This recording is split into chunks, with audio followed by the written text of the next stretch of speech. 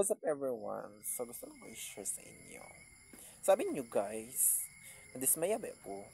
Mm Kay sa 4 years na akong eskwela tapos nabutang ko sa mga inana nga work. Pero wala akong nagkuan tungod kay inana ako nabutangan, nagreklamo. So kung sa akong kapalaran dawat gid nako.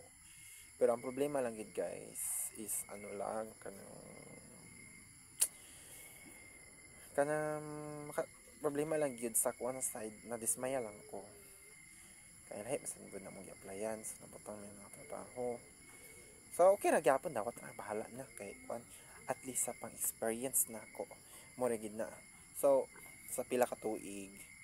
So di sa ko maingon nga mga pilar mi kabulan di makakuanan mi. Ang gusto lang namo before ko makahawa daan na gusto lang nako before ko makahawa diya guys akong gitrabahoan. Aghan akong natun-an klase-klase nga trabaho.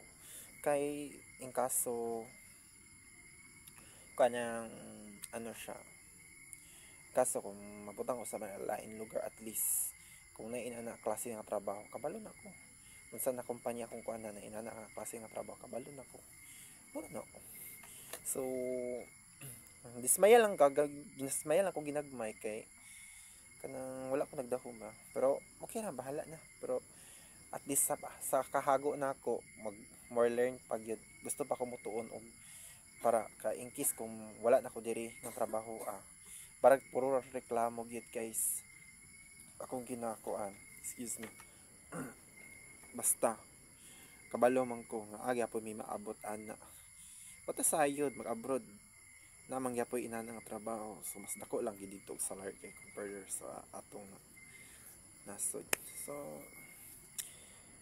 kira na kay magpractice kabali mo ra ga practice pabaya ko kay bago pasag ko na himong empleyado kay estudyante be sa una kablog sige na tagma balon ma diba so yan guys marto